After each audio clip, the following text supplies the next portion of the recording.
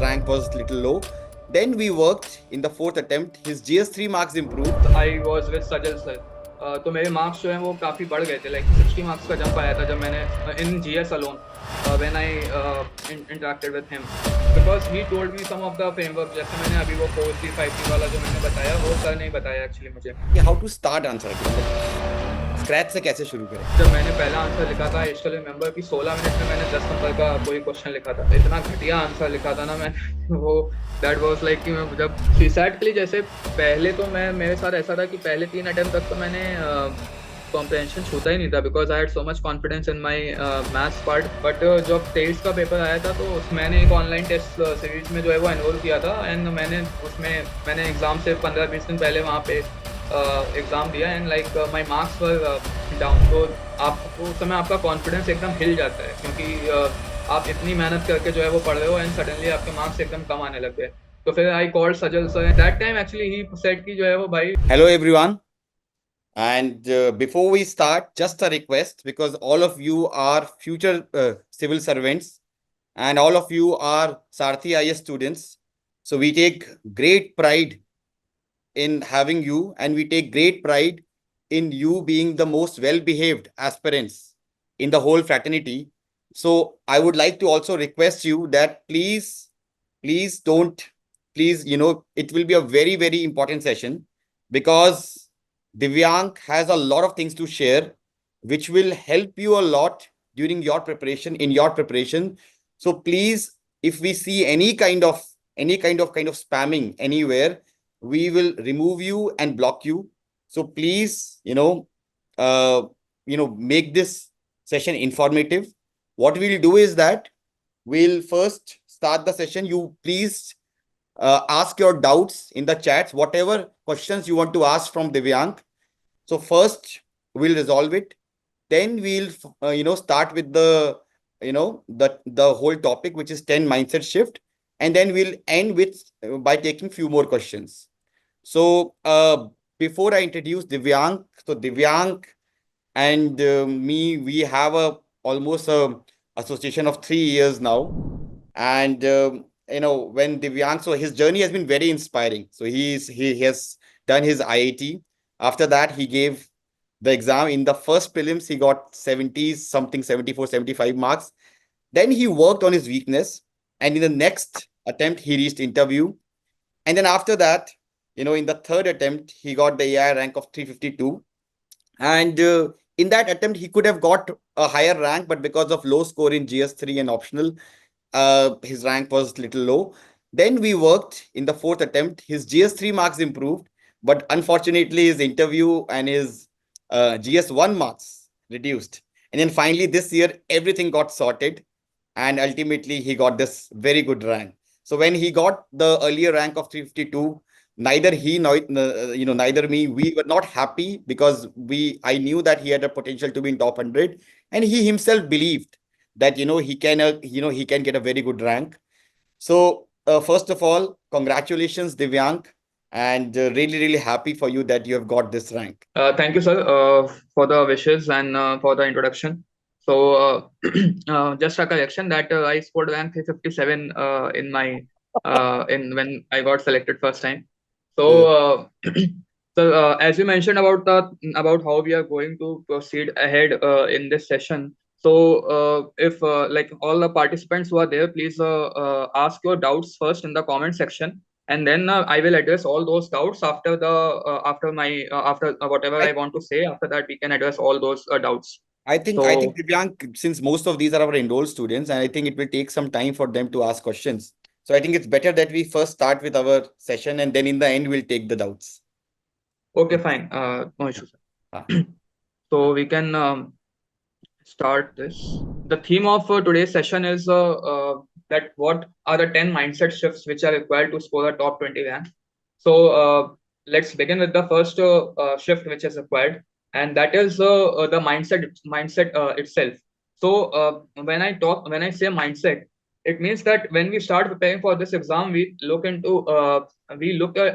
things in a very different perspective. For example, whatever things are qualifying in nature. Let's say prelims is one thing which is qualifying in nature. So we tend to take it for granted कि जो है वो let's say अगर 90 marks चाहिए for clearing this for clearing the prelims with general category, we will be aiming at just 90 91, and then जब exam का pressure आता है then we massively fail, and then or we fail by 2 3 marks, and this is the repeated pattern which is seen on a daily basis, on like yearly basis. हर साल जो है वो we will see कि people are failing in 2 to 3 prelims, and the reason is this only, that if you have to that they just aim for 91 92 marks or 95 marks. So one of the mindset shift which is required is to ensure that you are not only that you try to clear it by a massive margin. जैसे मैं अपना case बताता हूँ कि why I could not clear my prelims and why I scored in 70s in my earlier attempt, was that I was focusing mainly on the like I was taking prelims as बस qualifying ही तो है यार, तो इतना क्यों पढ़ना है फालतू में, तो बेसिक बुक्स पढ़ो, थोड़े से टेस्ट दो और निकल जाएगा. But when I change this mindset, when I focus की जो है वो अब मुझे prelims फोड़ना है, then I started competing with people. Then I what I did was that I started solving hundreds of thousands of questions.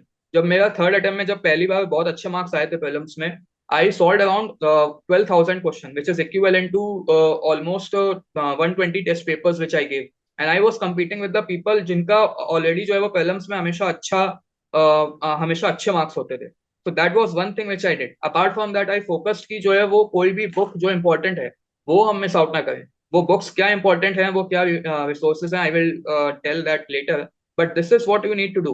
And same is the case with the mains as well, क्योंकि mains के लिए भी हम अपनी strategy ऐसे बनाते हैं कि जो है वो let's say if 1,000 marks are needed to become IAS और to get a top 50 rank, so what we tend to do is कि हम एक्सपेक्ट करते हैं कि 830 नंबर हम ले आएंगे अपने मेंस में और 170 लेके आ जाएंगे इंटरव्यू में, and that's a perfect match, and ये इससे जो है वो we will be in the top 50 और हम आईएएस बन जाएंगे.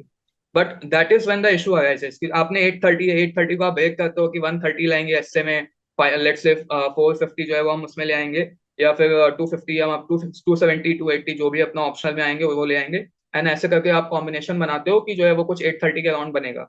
120 110 450 एंड 800 280. तो this is what you do, and आप जो है वो मेहनत भी उसी हिसाब से करते हो कि अच्छा जीएस में तो मुझे जो है वो बस 420 430 लाने, तो क्यों ही इतना जो है वो मेहनत करनी है. But this was the fault which I was doing in my initial attempt, because मैं ये सोच रहा था कि यार 400 नंबर जीएस में लाने हैं, इतना क्या ही है उसमें, जो है वो थोड़े बहुत टेस्ट पेपर लिखेंगे, लिख के आ जाएंगे, and then I will be able to secure a very good rank. And as a result जो जब मैं 400 एम कर रहा था तो मेरे जो है वो 350 नंबर आए थे उस अटेम्प्ट में. Not even 350, I scored like 335 something I scored in my first attempt, because I was I was taking things very casually, and I was just focusing on the border line कि बस इतने इतने number चाहिए और इससे जो है वो इतनी मेहनत करने से आ जाएगा. So that was the issue with respect to the mindset which we need to change. If you want to score 410 or 450 in GS, aim for 50 marks more. कि जो है वो you are getting 500 marks, कि आप जो है वो ऐसी मेहनत करो कि you are writing the best answer you could write in GS. Similarly अगर आप ऑप्शनल में 280 एम कर रहे हो तो एंश्योर कि आपकी प्रिपरेशन ऐसी हो which can fetch you 320 like 320 marks आपको ले जाए. And same is the case with prelims. If 90 is the cut off for general, aim for 110 115. आपके मॉक्स में you should be able to perform in the same way. So this is what mindset change is required, and that is very important. So this was the first thing which we need to do. Second is focus on the PYQs. So one of the reason why I couldn't score good rank or why I failed in prelims was that I was like सबको मुझे ऐसा लगता था कि मैं PYQs solve करता हूँ. I felt कि जो है वो I know PYQs, but but even then I was not able to solve. And the reason was कि बस PYQs मैंने देखे थे, मैंने PYQs को एनालाइज नहीं किया था, मैंने PYQs को डेप्थ में जाके कभी जो है वो उनको सॉल्व नहीं किया, कभी उनके ऑप्शंस को मैंने एक्सप्लोर नहीं किया. And that was the difference between when people say कि you should be thorough with the PYQs. Because just going through the PYQs कि अच्छा ये क्वेश्चन आया हुआ है यूपीएससी कभी इससे पूछ लेती है, कभी इससे पूछ लेती है, won't fetch you good marks, because the competition in this exam is very fierce. You have to ensure कि जो है वो you are able to take edge over the competitors. So जैसे जब मैंने PYQs in the case of prelims when I analyzed, I found out some of the techniques and tips which are important, which can fetch me like 20 30 marks extra than what others are scoring just on the basis of knowledge. तो वो technique जैसे मैंने काफी अलग videos में भी discuss की हुई है कि like only अगर किसी ऑप्शन में आता है तो you can eliminate that. Or let's say if two statements are written in a similar fashion, then one will be, then answer will be among the in between, दोनों में से कोई एक ही आंसर होने वाला है. ऐसे जो है वो काफी टेक्निक्स you will find. इसके अलावा what you find when you analyze the PYQs is that there are some loopholes and some blind spots which are there in your preparation. And UPSC tend to ask questions from it. For example, mapping is one thing which UPSC focuses a lot. Second is कि historical timelines are very important. कि जो है वो they will ask about dynasty की in the 6th century or in the 8th century which dynasties were in power in different parts of India. So this is something जिससे आपको एक या दो क्वेश्चन जो है वो एक्स्ट्रा मिलेंगे and you will be able to score like 5 to 6 marks more what you were getting, and that is why, and that is how you clear the prelims by a decent margin. So इसलिए जो है वो PYQ का role बहुत ज्यादा important है. Even in the mains I will say, mains में भी जो है ना वो PYQ का रोल बहुत इंपॉर्टेंट होता है. For example if you analyse PYQ of GS1, you will find कि geography में questions are getting repeated. Every year 1 to 2 question from in geography will be from the environmental geography. So you can make one framework or some framework on that so that you are able to write a better answer in less amount of time and you are able to score higher marks. वो framework क्या होगा? I have shared this and I will share this in this session only. So this is how you can do. Similarly, in the case of society, if you analyze the PYQs, you will find कि उसमें like questions के themes जो है ना वो काफी repeated होते हैं. जैसे casteism is one thing which is asked in different ways की कभी पूछेंगे कि casteism has changed now in the modern time, और इट सेज कि casteism has taken a new form. ऐसे जो है वो दूसरा क्वेश्चन बनता है ग्लोबलाइजेशन पे कि globalisation is impacting the local culture और globalisation is benefiting the local culture. So on the similar lines there will be question. So when you go through the PYQs, you tend to identify the patterns which are there in which UPSC focuses on, and you can build your content, build your notes in those ways, in that manner कि आपको जो है वो आप एक better answer कम time में ला पाओ so that you are able to score higher marks. So that is the second mindset shift which one needs कि PYQs को सिर्फ ऊपर ऊपर से देखना नहीं, आपको पता नहीं होना चाहिए कि जो है वो क्या है. You should be knowing the psychology of the examiner कि ये क्यों आया है और ये कैसे आ सकता है आगे. So that is when you gain an edge over the competitors. So that is about the second mindset shift which you need. Third is, this is contrary to the popular opinion कि we should be limited in our approach कि हमको जो है वो ज्यादा पढ़ना नहीं चाहिए. But I personally believe that if you feel कि जो है वो आपको कुछ एक्स्ट्रा पढ़ने की नीड है, तो rather than पूछने से, लोगों से जा जाके पूछो कि मैं पढ़ूं या ना पढ़ूं, आई फील कि जो है वो उतने टाइम में आप पढ़ ही लोगे जितना टाइम आप पूछने में लगा दोगे. So it is very important कि जो है वो अगर आपको लगता है कि आप अपना रिसोर्स बेस बढ़ा सकते हो and you can revise it within the limited time, be open to that. For example in prelims जब मैं पहले फेल हो रहा था या पहले जब मैंने नहीं अच्छे मार्क्स आए थे, सो आई वॉज लाइक कि यार एनसीईआरटीज पढ़ें कि ना पढ़ें. देन आई डिसाइडेड कि यार पढ़ते हैं, बाद में देखेंगे रिवाइज हो पाएगा कि नहीं हो पाएगा. फिर मैंने एनसीईआरटी पढ़ी, बहुत अच्छे से पढ़ी, and I made notes out of them. And इतना टाइम लगा भी नहीं ऑनेस्टली एनसीईआरटी पढ़ने में. Like if you have gone through the reference books, तो फिर जो है वो उसके बाद NCERT doesn't take a lot of time. अगर आप किसी एक सब्जेक्ट की एनसीईआरटी बुक उठाओगे, लेट्स से हिस्ट्री की अगर आप उठाते हो, you can do that in 2 days itself. Like 2-3 दिन में आप जो है वो एक आइटरेशन उसका कर दोगे, 2-3 दिन और लेके आप 2-3 आइटरेशन निपटा दोगे, and that will be enough for you. That can give you an edge of 2-3 question. So this is how you gain an edge over others. Similarly current affairs के लिए आई फील कि prelims में specifically UPSC is not limiting itself to just 1 year of current affairs. It is going beyond that. So you should be able to, you should be having time, or you should be able to, you should also go beyond that. कि आप 1 साल का ना पढ़ के आप 2 साल का जो है वो करंट अफेयर्स पढ़ो, तो ताकि जो है वो आप कुछ ज्यादा क्वेश्चन जो है वो बाकियों से सॉल्व कर पाओ. एंड इसका फायदा आपको एडेड नॉलेज बेस में भी मिलेगा कि आपकी कोई स्टेटमेंट आप एलिमिनेट कर पाओगे because of this thing. So that is when happens. अब जैसे मेंस में मैंने इसको कैसे किया था, so I am giving you one, मतलब मैं आपको बताता हूँ कि मेंस में मैंने इसको कैसे यूज किया है. तो last year in 2023 as sir mention कि मेरे GS1 में मार्क्स बहुत कम हो गए थे. So I scored 74 marks in GS1 which are below average marks, which I scored. मतलब सबके नंबर मुझसे ऊपर ही दिख रहे थे, जितनी मार्कशीट मैंने देखी थी सबके 74 के ऊपर थे. And this year I scored 111 marks in GS1, which is a jump of 37 marks which I, alone in GS1. तो वो मैंने ऐसे किया था क्योंकि आई रियलाइज कि यार मैं बंदा जो हूँ टेक्निकल बैकग्राउंड का, I am from IIT and then मेरा ऑप्शनल भी मैथमेटिक्स है. So I was not well versed with, I can not compete with people जिनका ह्यूमैनिटीज बैकग्राउंड है और who have humanities as an optional. So if I have to, so I should be having a decent understanding of the society and the geography, how to write their answer in a better manner. तो मैंने क्या किया कि मैंने शून्य IAS की जो 8 years की जो सॉल्व वो क्वेश्चंस होते हैं उनके, कि जो उन्होंने सोशियोलॉजी ऑप्शनल के, so I pick sociology optional की जो बुक आती है, I pick that and I marked important question जो मुझे लगते थे कि जो है वो यूपीएससी पूछ सकता है, and I made notes out of them. तो सोसाइटी में जो उनके ऑप्शनल, उनके जो सोल्यूशन में जितने भी स्कॉलर्स थे, सोशो स्कॉलर या सोशो थिंकर्स थे, I made a note out of them. उन्होंने क्या बोला है वो मैंने लिखा. फिर जो है वो उससे मुझे ये भी पता चला कि अच्छा लेट्स से अगर फैमिली पे बात हो रही है तो 2-3 पॉइंट एक्स्ट्रा ये भी मैं लिख सकता हूँ, which I was not able to think before. तो ऐसे करके I was able to increase the number of point which I was writing in society, and I could bring in some social thinkers, I could bring in some sociological keywords which helped me. And same was the case with geography as well. मैंने geography optional के भी 8 years के solve PYQs पढ़े थे, optional नहीं पढ़ा है. PYQ solve जो 8 इयर्स के हैं उसको मैंने ऊपर ऊपर से देखा था, विच आई फेल्ट किया relevant to the general studies paper.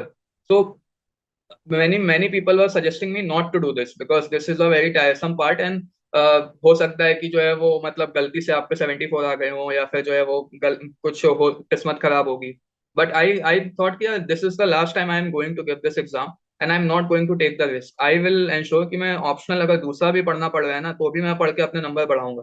तो that is, you should be able to go to that extent as well, कि आपको किसी जीएस में नंबर बढ़ाने के लिए भी अगर आपको कुछ लगता है ना कि कोई और ऑप्शनल पढ़ना है, be ready to do that. मतलब don't be shy in reading more just because people say कि you should limit your resources. That is what I feel.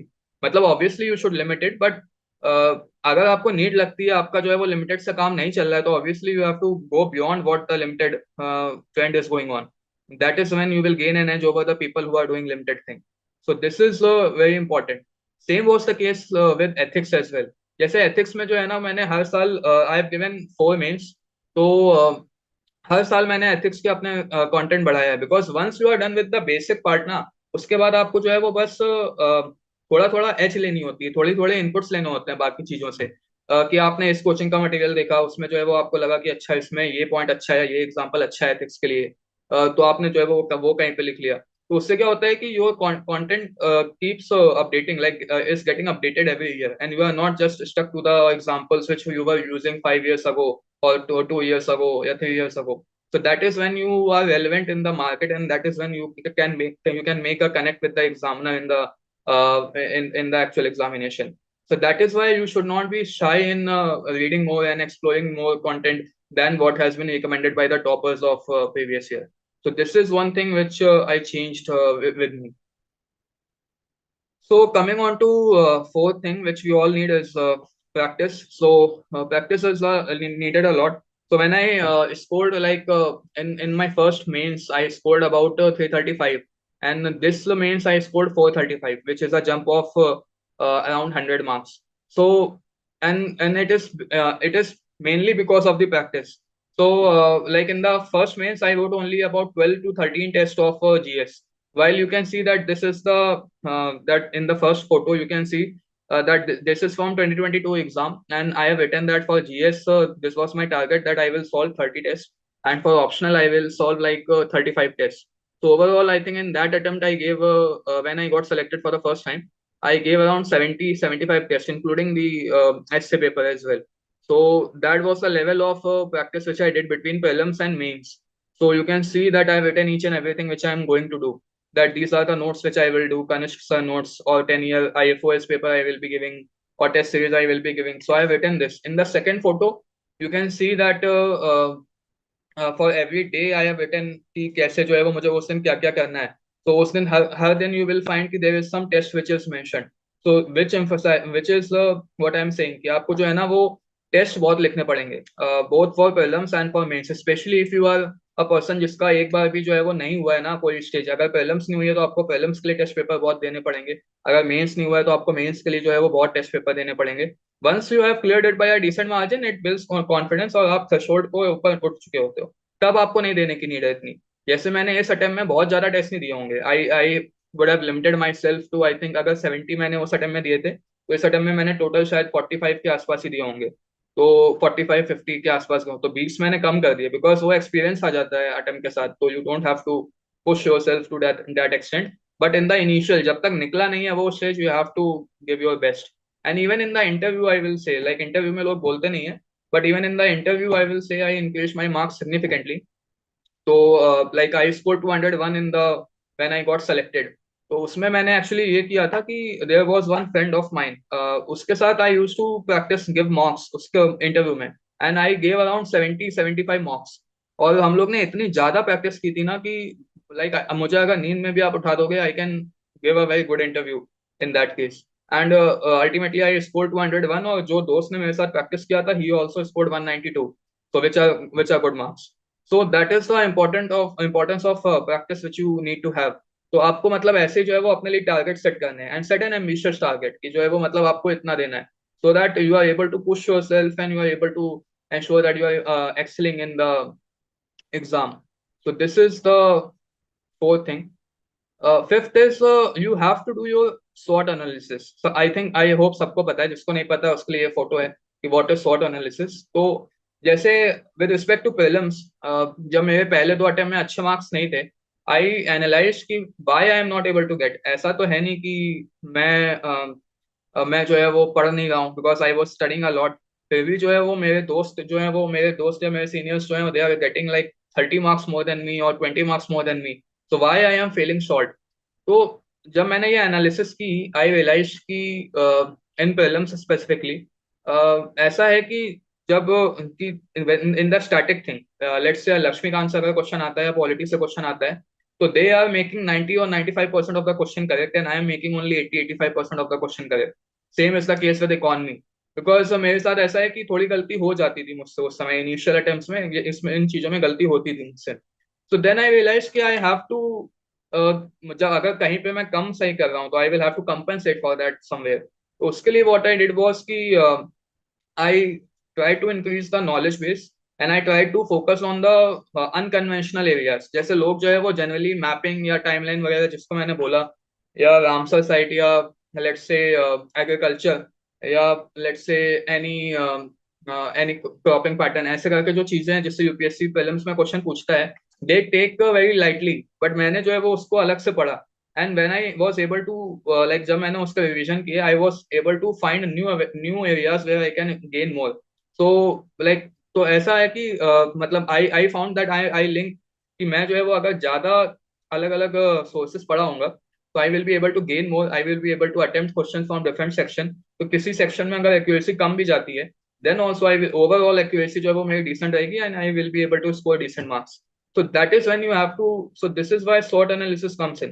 You have to uh, sit down, you have to find out कि आप क्यों नहीं perform कर पा रहे हो despite giving your best. So then it actually helps you in understanding, तब जो है वो आपको समझ में आता है, and then you can focus on the things which you have to do. Now comes the role of answer writing, कि आंसर राइटिंग कैसे करनी होती है। अब ये बहुत ही बेसिक वे में बता रहा हूँ, बिकॉज आंसर राइटिंग के लिए एक अलग सेशन चाहिए पूरा, जिसमें जो है वो आंसर राइटिंग आंसर कैसे लिखते हैं वो बताता हूँ, but just to give a glimpse of answer writing. तो in the initial attempts what I used to do कि I used to write in paragraph format. जैसे ये क्वेश्चन जो है ना वो मैंने पहले अटेम्प्ट में अपना लिखा हुआ है। तो द क्वेश्चन इज कि Dadabhai Naoroji left an indelible imprint on the national movement, explain. तो यू कैन सी कि जो है वो मैंने कोई पॉइंट फॉर्मेट में लिखा है, जो मुझे आता था, जो मैंने स्पेक्ट्रम में पढ़ा होगा। आई जस्ट आई जस्ट मतलब कुछ जो I just wrote it down in the limited time, whatever time I had.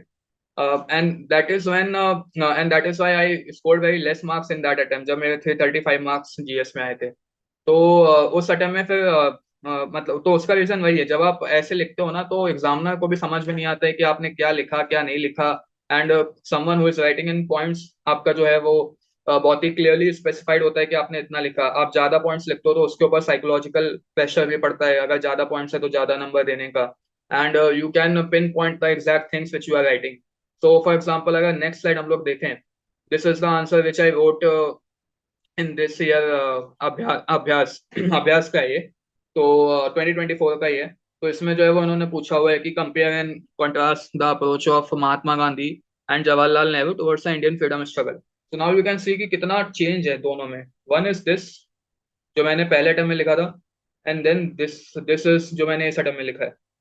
तो आपको क्लियरली दिखेगा कि कितना स्पेसिफिक कंटेंट लिख रहा हूँ मैं, और कितना जो है वो मतलब मैंने एक एक चीज हाईलाइट की हुई है कि महात्मा गांधी जवाहरलाल नेहरू में मैंने पॉइंट्स 6 6 पॉइंट्स लिख दिए दोनों में। उसके बाद जो है वो फिर मैंने एक और एंगल लेके आया कि despite this there are many similarities, जो मैंने 4 सिमिलैरिटीज भी दिखा दी। And then I ended it with a conclusion. So this is how you need to change your mindset, कि आपको जो है ना वो आप उसको एफर्ट नहीं मारना चाहिए, आपको एफर्ट मार के ऐसे जो है वो उसको लिख के आना है उसको, ताकि जो है वो उसके लिए it is very easy for you to give marks. कि उसके लिए एकदम उसने आपकी कॉपी देखी, उसको पता चल गया कि हाँ डिमांड एड्रेस हो गई है, बाकियों से ज्यादा भी लिखा है, बहुत ही स्पेसिफिक ऑब्जेक्टिव कंटेंट लिखा है एंड रेलेवेंट कंटेंट लिखा है, ना आपको नंबर मिल गए। एक और जो और जैसे आंसर राइटिंग में कुछ चीजें आती हैं कि एग्जाम्पल लाना, स्कॉलर्स लाना, अच्छा इंट्रोडक्शन, अच्छा कंक्लूजन। तो like this is one question जो GS2 का है, ये भी इसी साल का क्वेश्चन है। तो द क्वेश्चन इज कि expression of dissent is central to the functioning of parliament. In the light of this, discuss the role of leader of opposition in India's parliamentary system. तो जैसे आप ऐसे क्वेश्चन आते हैं ना, जब 2 लाइन का 3 लाइन का क्वेश्चन हो जाए, तो identify each and every part which is there in the question. Because पहले मैं क्या करता था कि मैं बस एक पार्ट को पकड़ता था और उसमें जो है वो मैंने 2 पेज लिख दिए, तो obviously you have missed on the other parts. तो जैसे इसमें पहली पहली लाइन में लिखा हुआ है कि dissent is central to the functioning of parliament, तो मैंने उसके लिए पहले एक बॉक्स बनाया कि dissent central to the functioning of parliament, 3 point मैंने लिखे कि क्वेश्चन आर होता है, जीरो आर होता है, देन मैंने पार्लियामेंट्री कमिटीज लिखी। उसके बाद मैं सेकंड लाइन पे गया जो उसमें था कि discuss the role of leader of opposition in India parliamentary system. तो फिर जो है वो मैंने उसकी एक अलग अलग से हेडिंग बनाई। मैंने फिर जो है वो उसमें 5 पॉइंट लिखे, हर पॉइंट में आपको एग्जाम्पल दिखेगा ऑलमोस्ट हर पॉइंट में। उसके बाद जो है वो फिर मैंने एक उसमें इश्यूज भी बताए कि जो है वो कुछ इश्यूज भी हैं लीडर ऑफ अपोजिशन में। फिर जो है वो मैंने उसमें 4 पॉइंट लिखे। उसके बाद मैंने वे फॉरवर्ड में 3 पॉइंट लिखे। फिर एक कंक्लूजन जो है वो मैंने ऐसा लिखा है आइवर जेनिंग का, एक स्कॉलर लेके आया, मैं स्कॉलर से जो है वो मैंने एंडिंग की, and then I was able to end it in a decent manner. तो ये आपको दिखेगा, जैसे पहले जो मैंने आपको दिखाया, जो मैं पहले टर्म में लिख रहा था और जो मैं इसमें लिख रहा हूँ, इतना स्पेसिफिक ऑब्जेक्टिव कंटेंट आपको लिखना है। And that happens only when you make notes in that manner, you are aware of the PYQs, you have made smart notes, और जो है वो आपने इन सब चीजों पे पहले से काम किया होगा, जिसमें जो अभी आगे मैं बताऊंगा कि कैसे we can do it. So this is about the answer writing part. Now coming on to the seventh aspect कि smartness कैसे लेके आनी है, कि how we can ensure that we are able to outperform our competitors and we are able to deliver more than what others are able to deliver. So this is a glimpse of that. So जैसे मैं आपको अभी बता रहा था कि GS1 में there is and geography का जो है वो 100 मार्क्स ज्योग्राफी आती है। उसमें यू विल फाइंड कि 2 क्वेश्चन जो है वो शायद एनवायरमेंटल ज्योग्राफी से आते हैं, 2 question which is like 25 marks, और 30 मार्क्स के 2 क्वेश्चन आपको मिलेंगे। तो उसमें आता है कि किसी भी इकोसिस्टम पे they will ask that desert ecosystem जो है वो इम्पैक्ट हो रहा है, so what are the reason for what are the reason for the desert ecosystem, or what are the impacts which will happen if a desert ecosystem or Himalayan ecosystem or land ecosystem is degraded. So जैसे ये question आ गया, अब इस question में अगर आप वहां पे सोच के लिखोगे ना, तो पहली बात तो आप इतना अच्छा सोच नहीं पाओगे, दूसरी बात है आप सोचने में टाइम लगाओगे and you will and up getting less marks. तो मैंने क्या किया था, मैंने ये टेबल बनाई थी। ये टेबल अभी मैं 3 स्लाइड्स में बटी हुई है बिकॉज ये टेबल बहुत बड़ी है। तो इसको मैंने एक फ्रेमवर्क दिया था विच वॉज BCDEFGHI। बी से बायोडाइवर्सिटी, सी से क्लाइमेट चेंज, डी से disaster, you can see in the first column, E से इकोसिस्टम सर्विसेज। अब इकोसिस्टम सर्विसेज को भी मैंने डिवाइड किया था, जैसे इकोसिस्टम सर्विसेज में आती है cultural services, regulating service, food production, supporting services. तो ई से हो गया, ई में 4 पार्ट सब पार्ट्स हो गए। फिर आता है एफ से फूड सिक्योरिटी, जी से जेंडर इनइक्वालिटी, एच से हेल्थ, आई से इनइक्वालिटी एंड पॉवर्टी। अब जैसे कोई इकोसिस्टम हम लेते हैं, कि लेट्स से हमसे पूछता है कि हिमालयन इकोसिस्टम पे क्या इम्पैक्ट हुआ है, कि उसका अगर if Himalayan ecosystem is damaged और degraded what will happen. So I will like I was writing example in each and everything, कि इसमें अभी नहीं लिखा है बट मतलब शायद मैंने कहीं और लिख दिया होगा, बट ऐसे टेबल बना के कि हिमालयन इकोसिस्टम में बायोडाइवर्सिटी पे क्या इम्पैक्ट आ रहा है, क्लाइमेट चेंज से क्या इम्पैक्ट आ रहा है, डिजास्टर कैसे बढ़ रहा है. जैसे डिजास्टर में यू कैन सी की reckless construction of hydro power project जो किन्नौर में हुआ था, वहां से लैंडस्लाइड हो गई जिसकी वजह से डजन्स ऑफ पीपल डाइड. तो ऐसे करके मैंने टेबल फॉर्मेट में हर एक इकोसिस्टम के डिग्रेडेशन का इम्पैक्ट जो है वो लिखा था. तो जब भी एनवायरमेंटल ज्योग्राफी का आता था I used to just think in this framework कि BCDEFGHI फॉर्मेट में सोचना है और जल्दी से अच्छा आंसर लिख के I have to move on to the next question. तो this is when smartness comes in, कि आप जो है वो लोग सोचेंगे, आप बिना सोचे जो है वो उनसे बेटर आंसर लिख रहे हो. This is just one one way.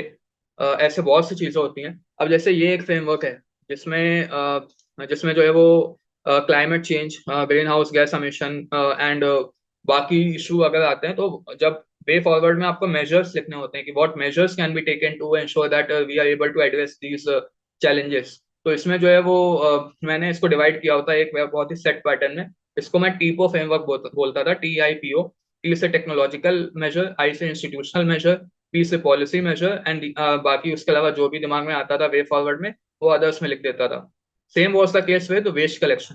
कि वेस्ट कलेक्शन में वेस्ट कलेक्शन एंड रिसाइकलिंग में अगर कोई क्वेश्चन आता है तो I will break it down into different levels. कि कलेक्शन लेवल पे कैसे जो है वो we can do something, treatment and processing level पे कैसे हो सकता है, डिस्पोजल पे कैसे हो सकता है, सोसाइटी पे कैसे हो सकता है, administrative and political policy level पे कैसे हो सकता है. तो this is what I used to do.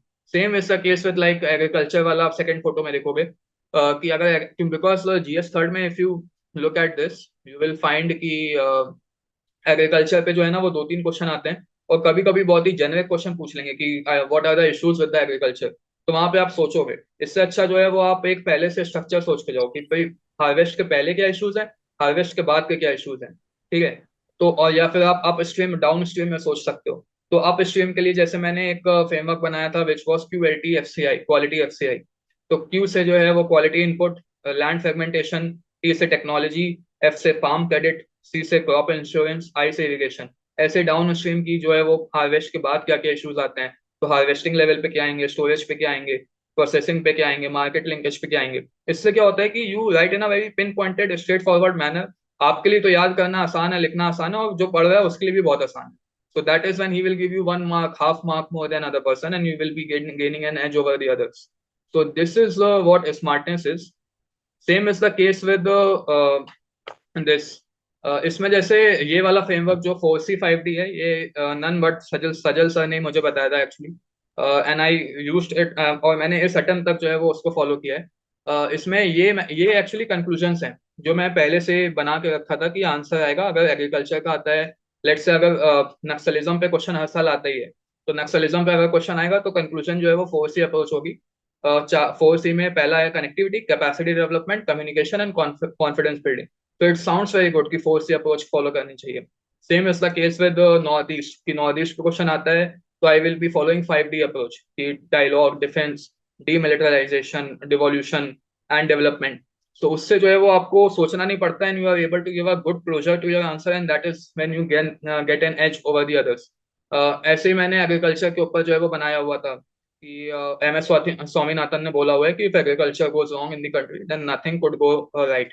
तो इससे क्या होता है कि आप बिना सोचे एक बहुत अच्छा कंक्लूजन लिख दोगे. तो ये मैंने ऑलमोस्ट हर एक जो टॉपिक मेंशन्ड है सिलेबस में उन सबके लिए जो है वो मैंने ऐसे कंक्लूजन बनाए हुए थे. तो इससे मुझे जो है वो एज मिलती है.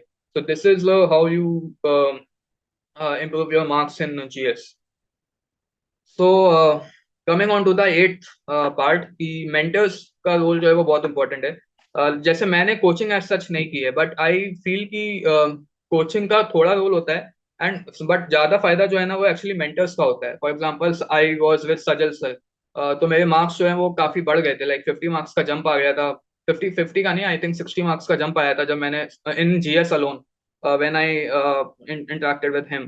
तो because he told me some of the framework. जैसे मैंने अभी वो 4C5D वाला जो मैंने बताया वो सर ने बताया एक्चुअली मुझे. तो उसमें जो है वो आपको बता देंगे. फिर जो है वो ऐसे ही मुझे मैथ्स ऑप्शनल है जैसे तो in maths optional I was with Mathocat में जो है वो शिवराज सर हैं, तो he guided me in some things and he check my copies, he try to find out the issues which I was following while presenting any answer, कि जो है वो ये स्टेप, यहाँ पे ये स्टेप स्किप किया, यहाँ पे ये थ्योरम का मेंशन होना चाहिए. सो that is when they teach you. And many a times like your moral comes down, जब मेंटल, जब, क्योंकि जैसे even before the so what happened कि लाइक बिफोर 2022 मेंस, अब मैंने एक ऑनलाइन टेस्ट सीरीज में जो है वो एनरोल किया था, एंड मैंने एग्जाम से 15-20 दिन पहले वहां पे एग्जाम दिया, and like my marks were down. मतलब वो उस समय बहुत फास्ट चेकिंग होती है, तो मेरे मार्क्स बहुत कम आए थे. तो आप, तो उस समय आपका कॉन्फिडेंस एकदम हिल जाता है, क्योंकि आप इतनी मेहनत करके जो है वो पढ़ रहे हो, एंड सडनली आपके मार्क्स एकदम कम आने लग गए. तो फिर I called Sajal sir and I said कि सर नंबर तो आ नहीं रहे, आप कह रहे थे कि मैं सही कर रहा हूँ, नंबर तो दे नहीं रहे ये लोग. तो that that time actually he said कि जो है वो भाई थोड़ा तो भरोसा रखो, मैं भी इतना टाइम से जो है वो लोगों को गाइड कर रहा हूँ, आई हैव सम आइडिया. तो आई नो कि you have been doing good, just keep doing what you are doing and you will be in the list. And that happened, although I could not get a top 50 top 100 rank, but I was in the list. तो तो मतलब उस समय जो है ना, if you are connected with someone, वो काफी हेल्प होती है, बिकॉज रैंडमली ऐसे जो कोचिंग में टेस्ट सीरीज चेक होती है ना, दे आर वेरी रैंडम. मतलब उसमें किसी को भी कॉपी मिल जाएगी चेक करने को, and that person can do anything. So that is why actually it is important that if you are connected with one person who is able to track the whole thing, all the progress which you are making in the journey, it actually helps. So this is one thing which I want to highlight. Ninth is nuclear notes. इसमें अभी मैं दिखाऊंगा, पहले इसके आगे वाली slide कर लेते हैं, and then we will focus on, come back to this slide. So revision पे, तो वी ऑल नो कि जो है वो यूपीएससी में रिवीजन के बिना तो कुछ होता ही नहीं है. सो रिवीजन में लाइक प्रीलिम्स के लिए it is important that you should be able to do 5 to 6 iteration. तो अगर आपकी एक साल की टाइमलाइन है, लेट्स से अगर आप 2026 के लिए एम कर रहे हो, सो दिसंबर तक जो टारगेट शुड बी कि एक बार जो है वो आप सब कुछ पढ़ चुके हो, मतलब अवेयरनेस हो कि भाई ये चीजें होती हैं. उसके बाद आप 2 महीने जो है वो, जैसे जैन और फेब है, उसमें you should be able to do 1 iteration. फिर आप एक महीने में थर्ड आइटरेशन करोगे, मतलब तीसरा आइटरेशन जो चलेगा. उसके बाद एक 30 दिन में किया थर्ड आइटरेशन, देन 20 दिन लो चौथा आइटरेशन के लिए. फिर 10 से 15 दिन लो आप पांचवा आइटरेशन के लिए. 5 दिन लास्ट में जो आपको बचेंगे, that should be the sixth iteration which you should be doing of important subjects like polity, like modern history, like art and culture, क्योंकि उसमें उतना आइटरेशन की रिक्वायरमेंट होती है. कुछ चीजें होती हैं जिसमें इतने इतने आइटरेशन नहीं चाहिए होते हैं, जैसे इकोनॉमी में आई फील की मोर और less economy is concept oriented. कुछ चीजें जैसे बैंकिंग वगैरह है, वहां पे you have to mug up. तो अगर कॉन्सेप्ट आपने 3 बार भी पढ़े होंगे, you will be able to eliminate statement and you will be able to come up at the right answer. वो 3-4 आइटरेशन होते हैं. Same is the case with mains as well, कि जो है वो आपको जीएस के जैसे 3-4 आइटरेशन मिनिमम करने ही पड़ेंगे, otherwise you won't be able to think very fast and you won't be able to bring that in the answer sheet. And optional के 5-6 चाहिए होते हैं, बिकॉज ऑप्शनल में एक हायर लेवल ऑफ कॉम्पिटेंस चाहिए होती है कंपेयर टू दिस थिंग. सो इसलिए जो है वो इम्पोर्टेंट है. और 5-6 आइटरेशन के बाद आप जो है वो कम टाइम में बेटर आंसर या बेटर जो आपको चीजें रिकॉल होंगी, and you will be able to bring it. So coming on to this, yes.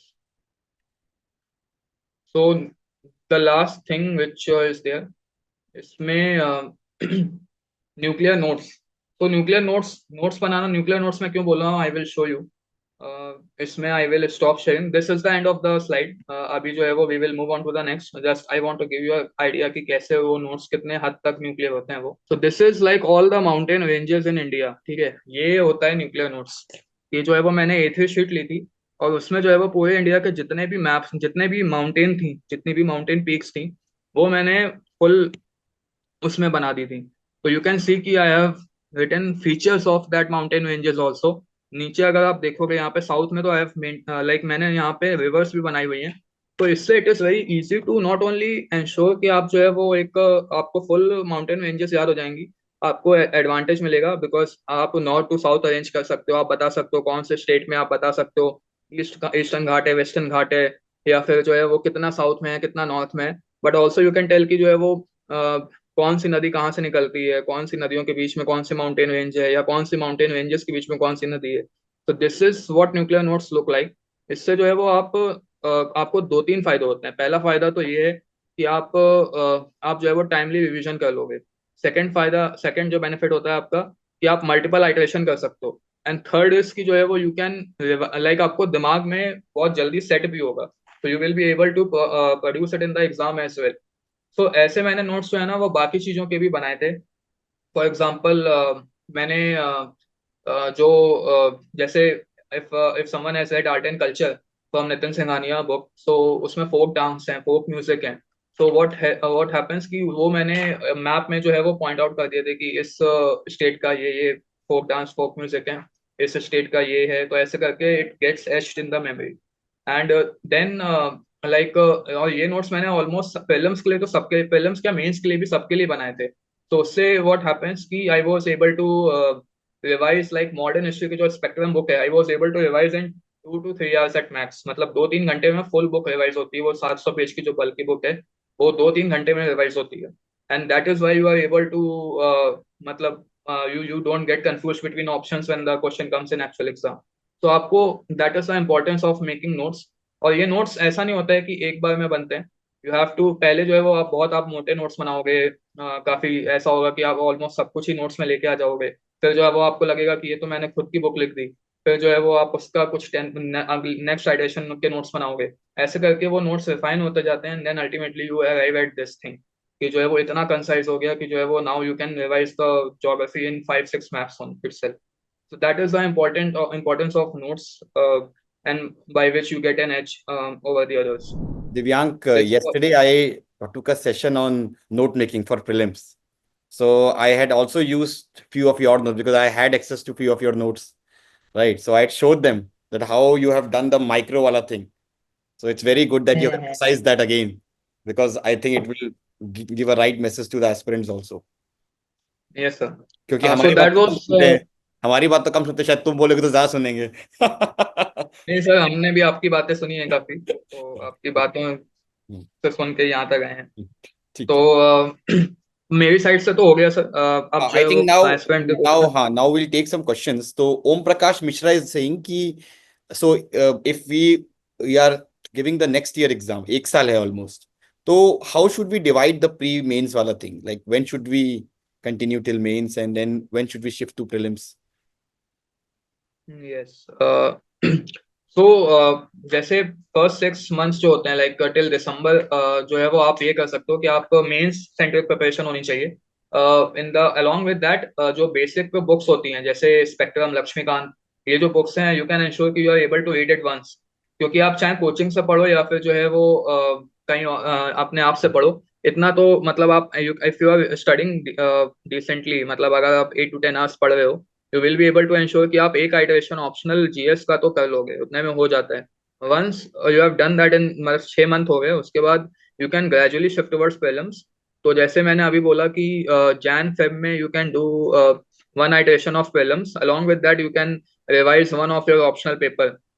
तो उससे जो है वो you will be able to come in the prelims mode. उसके बाद थर्ड आइटरेशन आएगा प्रीलिम्स के लिए, जो विच विल बी जिसमें जो है वो आप 30 दिन में जो है वो you will try to ensure कि जो है वो आपका थर्ड आइटरेशन हो जाए। देन फिर in 20 days, then in 10 days। तो मेन ऐसे जो है वो आपका प्रीलिम्स होता जाएगा। एंड प्रीलिम्स के अराउंड 2 months पहले या 3 months पहले you can leave mains, because prelims अभी काफी डाइसी होने हो गया है। इट इज नॉट द मतलब सिमिलर वे में नहीं है जैसे पहले होता था। तो फिर जो है वो आप प्रीलिम्स 3 महीने पहले छोड़ सकते हो। एंड आफ्टर, अगर आपने डिसेंट मार्जिन से आपका क्लियर होगा तो you will be excited for mains on the next day itself after the prelims. तो फिर जो है वो आप अच्छे से उस समय फोकस कर सकते हो। तो that is how that should be the timeline in my opinion. So one student has asked that current affairs for mains. So how many months should we study like? Sir how many months, I think 1 year is enough. उसमें 1 year से हो जाता है काम mains में, because mains is more about understanding. बाकी जो main current affairs जो एकदम प्योर करंट अफेयर्स ओरिएंटेड आते हैं, वो तो क्वेश्चन वही होते हैं जो उस समय चल रहे होंगे, जैसे जो मई, जून, जुलाई, अगस्त में चल रहे होंगे, वही क्वेश्चन आएंगे वहां पे, जो एकदम हाईली करंट अफेयर्स वाले होंगे कि उस समय कोई बिल आया होगा, कोई अमेंडमेंट हुआ होगा किसी एक्ट में, तो वो उठा के वो उस समय पूछ लेंगे। अदरवाइज वो एक इवॉल्विंग इशू चलता रहता है कोई ना कोई। तो वो अगर आप न्यूज़पेपर पढ़ रहे हो, आप जो है वो आप अपडेटेड रहते हो, एंड अगर आपके आंसर राइटिंग अच्छी है तो you will be able to write that efficiently, मतलब एक आप अच्छा आंसर लिख दोगे उतने में। So 1 year is enough, read newspaper.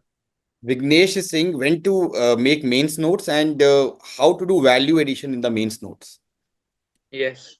तो मेंस नोट्स जैसे मैंने बताया कि पहले 6 महीने टिल दिसंबर तो you have to do, you you will be doing mathematics, you will be doing your GS. तो उस समय जो है वो अगर आपका जिन जिन चीजों का एक आइटरेशन हो चुका है और आप सेकंड आइटरेशन में एक्चुअली जाओगे, तो you will be, you can make notes from the second iteration itself. बाकी फिर जो है वो आगे चल के even after prelims you have to make your notes. तो फिर जो है वो उसके बाद भी जो है वो आप मेंस के लिए थोड़े नोट्स बनाते हो, इट्स बेटर कि आप पहले बना लो। लेकिन अगर नहीं बनते हैं तो प्रीलिम्स के बाद you can go for it. Acha, with this, and second thing was value addition. Value addition वाला, hmm, हाँ, वैल्यू एडिशन के मल्टीपल चीजें होती हैं। जैसे पहला तो वो होता है कि न्यूज़पेपर में काफी एग्जांपल आते हैं, तो I use to write examples from the newspaper in a separate, like Google doc पे मैं लिख लेता था कि जीएस 1 के सिलेबस से ये वाला ये एग्जांपल इंपॉर्टेंट है, जीएस 2 के लिए ये इंपॉर्टेंट है। तो ऐसे करके after 1 year you will find you will be having tons of example. तो एक तो वो चीज है।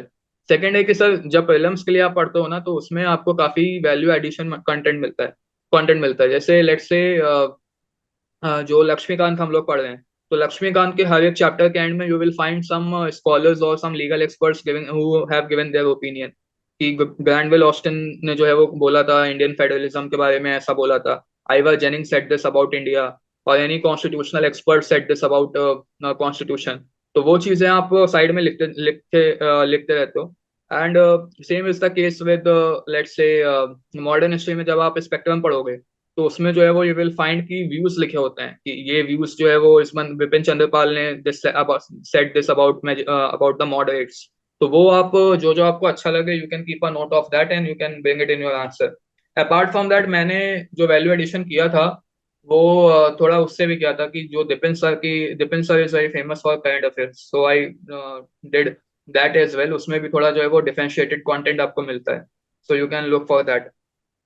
acha, with respect to mathematics strategy, because a lot of our students have taken mathematics as optional and they are very much confused. So mathematics के बारे में what do you think? What should be the approach? Mathematics में जो मैंने जब start किया था, माई strategy was कि 3 से 4 महीने में जो है वो मैं एक आइटरेशन हर एक चीज का खत्म कर दूं।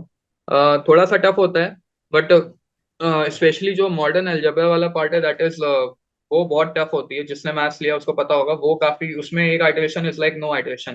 तो उसमें तो समझ में ही आना तब स्टार्ट होता है जब आपने 4-5 आइटरेशन कर दिए होते हैं। तो वो अगर आप हटा दो, तो उसके अलावा if you are able to do 1 iteration of all the remaining 12 topics in 4 months, फिर जो है वो आप सेकंड आइटरेशन करोगे, ऐसे थर्ड आइटरेशन करोगे, तो gradually you will be able to catch up with the things. And फिर जो है वो आप प्रीलिम्स के बाद तो you have to practice for 1 और 1.5 मंथ। तो उसमें जो है वो सक्सेसिव 2-3 आइटरेशन होंगे, तो things will start getting in your head and you will be able to remember things, और फिर जो है वो you will be able to do well. Shubhankar Roy, and this is a problem which many students have been asking कि पढ़ के भूल जाता हूँ. So anything that you did for revision? हाँ, ये तो यही तो दिक्कत है, अगर पढ़ के याद रहता तो अटेम्प्ट्स को लगते इतने। तो वो सबके साथ ही है वो, that you are not the only one. उसके लिए जैसे एक स्ट्रेटजी जो होती है वो 1 to 10 होता है, कि आपने जैसे लेट्स से आज कुछ पढ़ा उसको कल पढ़ो सेकंड डे पे, और फिर जो है वो 10th डे पे उसको वापस से पढ़ो। So that is how you are able to retain things, मतलब that is how brain is able to polish, like again you will think, you will be polishing the stuff and you will be able to remember it.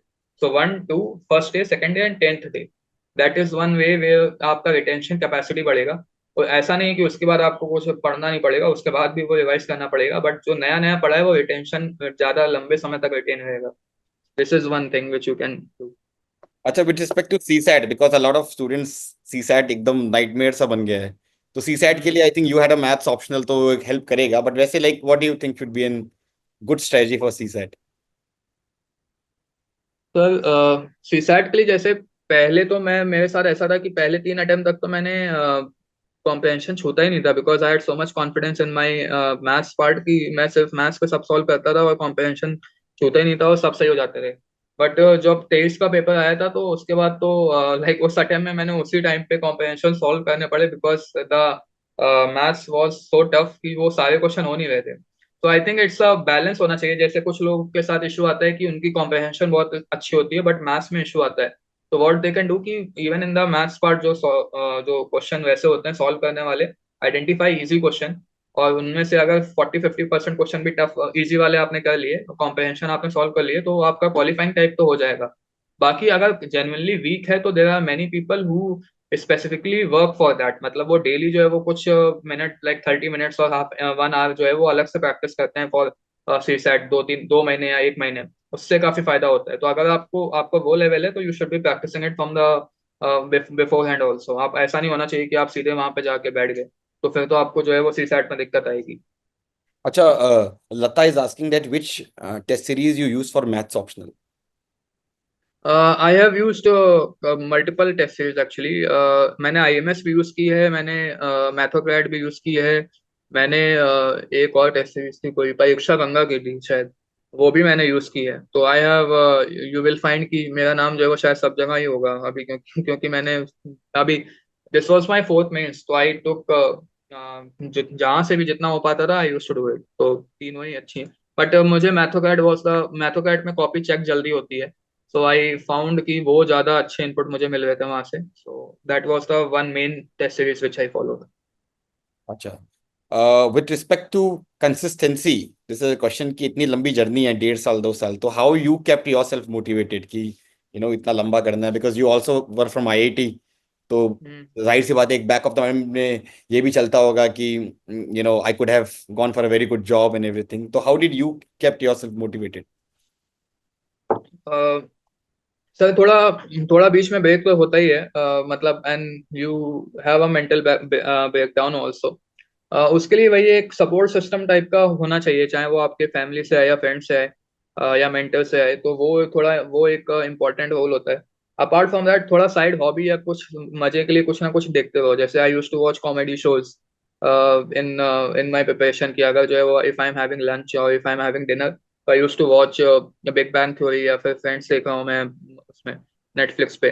तो that freshens up your mind and you are not bog down by all the things. बाकी eliminate the negative elements from your life. जैसे to be honest मैंने अपनी preparation journey अपने मतलब relative से छुपा के रखी थी। धीमे धीमे उनको पता चल गया, like even even in this attempt, जैसे जब मेरा सिलेक्शन हुआ आईपीएस में तो सबको पता चल गया कि हो गया। और जब अगले अटेम्प्ट में नहीं हुआ तो मैंने फिर बोल दिया कि अब मैं एग्जाम दे ही नहीं रहा। तो फिर जब मेरा अभी इस बार जब 21 आई तो एवरीवन वाज सरप्राइज्ड अगेन कि इसने फिर से जो है वो नहीं बताया हमको कि एग्जाम दे रहा है। आई तो I till the think I last think time. इसमें एक चीज मैं और ऐड करूंगा कि जब तुम्हारा आईपीएस में हुआ था, तो you did not went back to home, तुम मेंस के बाद गए थे घर, जहां तक मुझे याद है। हाँ सर, वो मैं गया नहीं, बिकॉज मेरा वो था कि आई ऑलवेज फेल्ट कि I deserve a good rank, मतलब बिकॉज जितनी मैं मेहनत कर रहा हूँ उसके हिसाब से होना चाहिए। बट वो हो नहीं रहा था because some of the other thing was not clicking in my favour. या तो एक सब्जेक्ट में ऊपर जाते थे तो दूसरे में नीचे आ जाते थे, तो सीसो चल रहा था मेरे साथ। तो इसलिए जो है वो मैं गया नहीं। And the worst thing was कि जब मैं 23-22 में सिलेक्शन हुआ और गया नहीं, 23 में सिलेक्शन ही नहीं हुआ। तो मतलब इतना सेक्रीफाइस किया एंड देन 23rd में again I was out of the list. तो वही है कि आपको कंटिन्यूअस एफर्ट मारना है। जब होना होगा चीजें हो जाएंगी अपने हिसाब से। अच्छा, मनीषा चौधरी सिंह की how to divide the day for study and how many hours to study if somebody is preparing for next year. Hours तो एक्चुअली बहुत पर्सनल होता है यार। तो मतलब 8 to 10 आवर्स जो है वो बोलते हैं लोग, आपसे ज्यादा हो पाता है आप ज्यादा पढ़ो, जितना पढ़ सकते हो उतना पढ़ो। मैं तो ये बोलता हूँ कि अगर आपकी बॉडी खुद ही जवाब दे देगी और आपको जो है वो आप इक्विलिब्रियम में पहुंच जाओगे। अगर ज्यादा पढ़ रहे हो तो आपको समझ में आ जाएगा कि you are getting burned out and then you will be able to arrive at decent number of hours. तो बाकी how to divide our day, वो डिपेंड करता है कि आप कौन से स्टेज में हो। जैसे अगर आप अभी प्रिपरेशन स्टार्ट कर रहे हो तो यू कैन इंश्योर कि जो है वो आप 5-6 घंटे मैथ्स कर अपना ऑप्शनल कर रहे हो एंड 4-5 घंटे जो है वो जीएस कर रहे हो। फिर बाद में ऐसे भी दिन आएंगे जब आपका मन करेगा कि एक ही सब्जेक्ट पढ़ लें। तो बेसिकली इसलिए मैं क्या करता था कि मैं मंथली टारगेट सेट करता था कि इस मंथ में जो है वो मुझे ये खत्म करना है। तो when जब आपके मंथली टारगेट्स होते हैं ना, सो आपको ये पता होता है कि ठीक है वीक्स या डेज में मैं थोड़ा सा वेरिएशन कर सकता हूँ, बट एंड में जो है वो मुझे यहाँ तक पहुंचना है।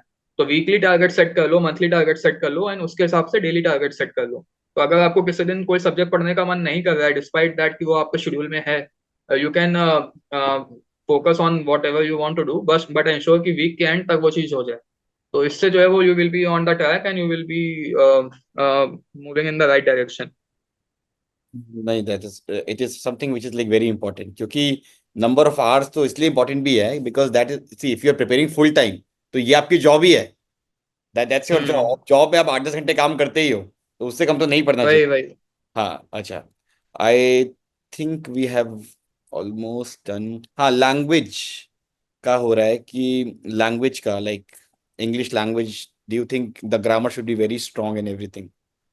मीन्स नहीं, I don't have a strong grammar, I can vouch for that.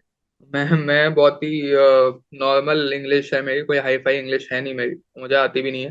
तो मतलब if you have a decent English it is good enough. और ऐसा मत सोचो कि जो है वो उसमें एडवांटेज होता है अगर बहुत अच्छी आती है तो, बिकॉज आई नो पीपल जिनकी इतनी अच्छी इंग्लिश है फिर भी ऐसे में 80-90 नंबर पे ही अटके हुए हैं। So don't worry about that, आपको कन्वे करना आना चाहिए what you want and that is more than enough. I think एक थोड़ा पर्सनल क्वेश्चन है कि आईआईटी के बाद like what motivated you to shift towards civil services? What motivated me was कि मतलब पहले मैं भी जो है वो उसमें जाना चाहता था, एक प्राइवेट जॉब में जाना चाहता था, but then I realise because I was seeing that in in my friend circle के सब जो है वो वहीं पे वहाँ पे हैं। तो इसलिए व्हाट आई आई विटनेस कि वहाँ पे ज्यादा मोटिवेशन रहता नहीं है after a point of time, because you can not see what changes और what impact you are bringing in your from your work. तो वो चीज मोटिवेटेड मी कि जो है वो थोड़ा ऐसी फील्ड में जाऊं जहां पे जो है वो आई कैन सी कि अगर मैंने कुछ अच्छा काम किया है तो I can witness that impact on the lives of people, या कहीं पे भी दिखे मुझे वो काम। तो प्राइवेट में उतना दिखता नहीं है वो आपको, वो फायदा बहुत ही माइन्यूट माइन्यूट होता है, भले सैलरी बहुत ज्यादा होती है बट इम्पैक्ट बहुत माइन्यूट दिखता है। तो इसलिए जो है वो एक्चुअली दैट मोटिवेटेड मी, कुछ ऐसा करते हैं जिसमें चीजें दिखें, कुछ मूव होता हुआ दिखे बिकॉज यू आर डूइंग। अच्छा, तो दैट्स दैट व्हाट मोटिवेटेड। एक और क्वेश्चन आया कि how to start answer writing, मतलब स्क्रैच से कैसे शुरू करें? बस स्टार्ट कर दो उसके बाद अपने आप ही वो अ, ऐसे एक कहानी थी कि जो है वो एक कोई एक चिड़िया थी, वो उड़ती नहीं थी। तो उसका मालिक बड़ा परेशान था कि ये उड़ती ही नहीं है, इसको सिखाएं कैसे उड़ना। तो फिर इसने जो है वो सबको बहुत ही जो चिड़िया में जो माहिर होते हैं उनको बुलाया कि जो है वो इसको उड़ाना सिखाओ, कोई कोई सिखा नहीं पाया। तो एक दिन जो है वो बंदा आया, कोई सीधे वो डाल ही काट दी जिस पे वो चिड़िया बैठी हुई थी, और वो चिड़िया अपने आप ही उड़ने लग गई। तो जब तक आप कंफर्ट जोन में बैठे हुए हो ना, आपका मन ही नहीं होगा। तो किसी जहाँ पे भी हो लिखना स्टार्ट करो। आप जब पहला आंसर लिखोगे, जब मैंने पहला आंसर लिखा था, आई स्टिल रिमेम्बर कि 16 मिनट में मैंने 10 नंबर का कोई क्वेश्चन लिखा था, जो आपको 7 मिनट में लिखना होता है। और इतना घटिया आंसर लिखा था ना मैंने वो दैट वाज लाइक कि मैं जब मैंने किसी को पढ़ाया उसने कहा कि क्या लिखा है, कुछ पढ़ते वढ़ते नहीं हो क्या। तो जबकि वो मैंने शायद 6-7 महीने प्रिपरेशन के बाद लिखा था, ऐसा नहीं कि पहले ही लिख दिया था। तो वो आप घटिया ही लिखोगे, बिलीव कि you are writing going to write a very bad answer, but also believe that this is going to improve with time.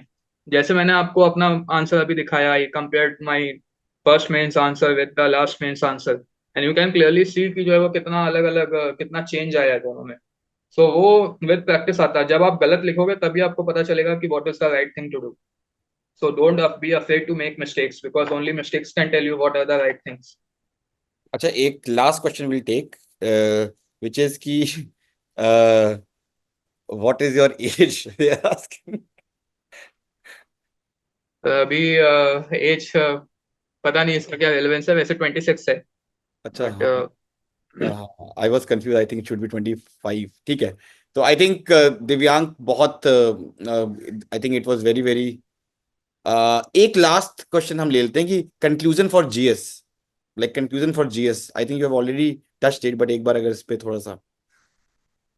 Yes sir. Conclusion conclusion for GS actually कुछ जब आप किसी भी टॉपिक को प्रिपेयर करोगे ना GS में, जैसे मेंस के लिए जब आप जब सिलेबस उठाते हो ना, तो उसमें बहुत ही डिफाइंड वेल डिफाइंड सिलेबस है। तो जैसे उसमें ऑलरेडी लिखा होगा कास्ट सिस्टम, या फिर जो है वो सोसाइटी का अगर मैं बात करता हूँ, कास्ट सिस्टम ग्लोबलाइजेशन ऐसे करके लिखा हुआ है। तो जब भी जहां से भी आप पढ़ रहे हो वहां से उस टॉपिक के बारे में जो है वो आप कोई कोट ढूंढ सकते हो, कोई रिसेंट किसी ने जो है वो लेट से किसी पीएम की स्पीच का आप निकाल सकते हो, होम मिनिस्टर की स्पीच है, कहीं से आप उठा प्रेसिडेंट की स्पीच, वाइस प्रेसिडेंट की स्पीच, वहां से आपको कुछ रेलेवेंट कंटेंट मिल सकता है। किसी न्यूज़पेपर आर्टिकल में जो है वो एंड में किसी में एडिटोरियल में बड़ी अच्छी लाइन लिखी होगी, वहां से मिल सकता है। उसके अलावा जो है वो किसी स्कॉलर का कहीं आप पढ़ लोगे, वहां से मिल सकता है। तो it is a process which you follow. मतलब ऐसा नहीं है कि जो है वो मतलब आपको एक ही दिन में परफेक्ट कंक्लूजन मिलेगा। धीमे धीमे जो है वो आपको डिसेंट कंक्लूजन मिलते जाएंगे। और ऐसा नहीं है कि मेरे पास अभी सारी चीज के परफेक्ट कंक्लूजन है, कुछ कुछ तो ऊपर नीचे होते ही है, मतलब वो सब अच्छे नहीं होंगे, बट मोस्टली जो है वो ऑन द डिसेंट लाइंस होंगे, because over the period of time I was able to improve it. तो वो reason, वैसे होता है कंक्लूजन के लिए। Do you have any Telegram channel, Divyank? Not now sir, Okay. Not yet, but शायद future में आ जाए। Okay. So I think again, thank you, Divyang, जो तुमने आए और काफी अच्छे sessions despite the initial hiccups. It was a very, very good session because we have done a lot of topper sessions, but I think I would rate it as the best because it was very informative and it almost covered everything, right? तो बाकी लोग भी जो लोग अभी देख रहे हैं नेक्स्ट ईयर, आई थिंक ऐसा कुछ करो कि आप लोगों को भी हम ऐसे बुलाएं. And if Divyang will have time, so we'll also have certain steady sessions. I would like him to take two sessions, one on prelims and one on answer writing. So if he'll be free, I think we will do these sessions in June and July. So thank you, Divyang, again. Thank you, sir, and all the best to fellow aspirants. I hope that I am able to see your names next year in the list. So all the best.